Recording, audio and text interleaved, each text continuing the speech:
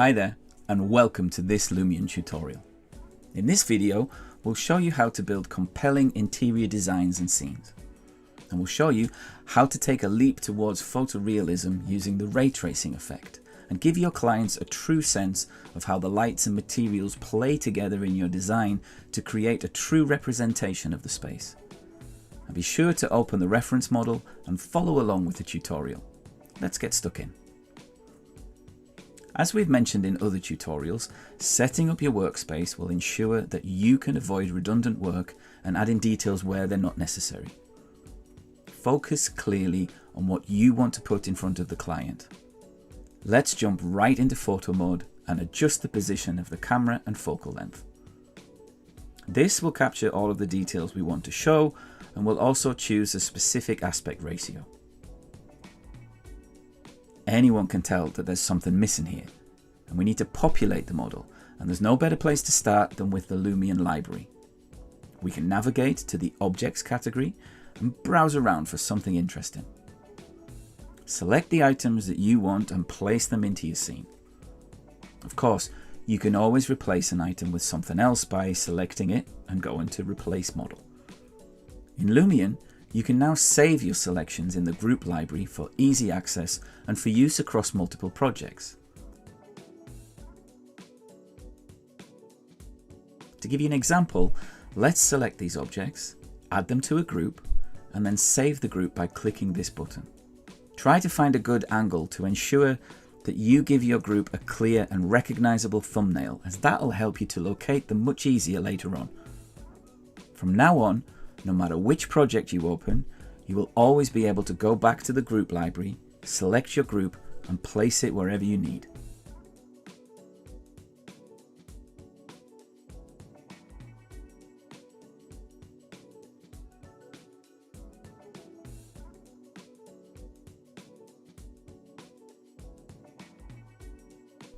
The Lumion library contains three main light types: spotlights, omnilights, and area lights. And each of them can be useful in different scenarios, but they're all extremely easy to work with. Now, we can place a few spotlights here and adjust their brightness. In some situations, you may need to change the cone angle, and this will affect how wide the area of effect is for the spotlight, so feel free to adjust it as needed. Consider these the most important settings, but they're not the only ones. Some other options allow you to enable and disable the light source, and if enabled, increase the radius of the light source. You can orient the spotlight direction, you can allow night activation, you can set the quality of the shadows, increase the shadow exclusion zone, and you can load an IES profile. Now, we don't need an omnilight in this tutorial, but I think we should highlight them. I want you to think of an omnilight as a point that is emitting light in all directions. But apart from not needing a cone angle, it pretty much works the same as a spotlight. And lastly, for our recessed areas, line lights would make absolute sense here. So adding a few and setting them to a fairly low brightness will add some complexity to the space without adding clutter. Okay, now we're not even 5 minutes in and already we're getting some great results.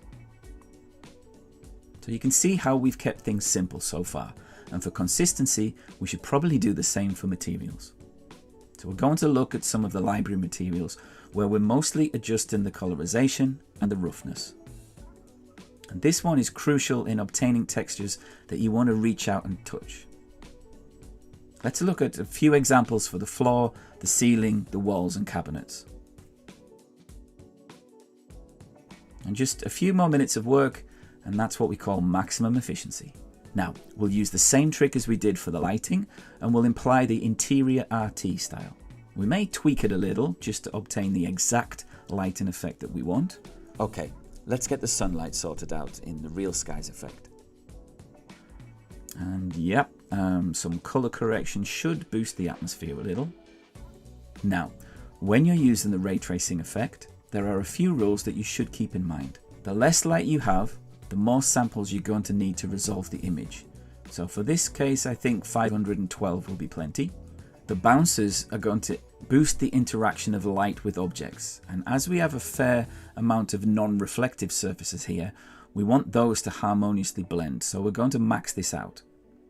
And for this use case, and to be honest, for any scenario where your room is well lit like this, I would set the denoiser on and put firefly reduction to 0.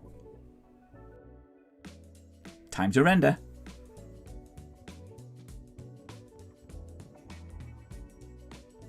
A couple of minutes later and, well, this is what I call spot on. Now as a bonus, let's take a minute to turn this into a night scene. We have all those lights on their own layer that we used earlier, and it would be a pity to let them go to waste. So let's copy and paste this photo position with its effects. We'll check the sun effect, and let's lower the sun to get that perfect blue hour.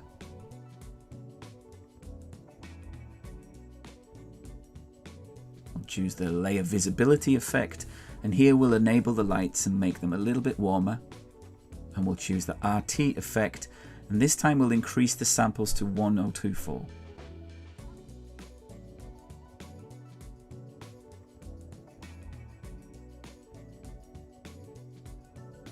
And voila, we have this incredible night shot in no time at all. Once again, in under 10 minutes of work, we've been able to achieve an incredible result.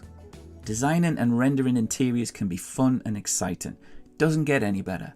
And if you want to check out some more examples of just what's possible in Lumion, here's a few rolling across the screen. Now let's see what you can achieve. Keep practicing.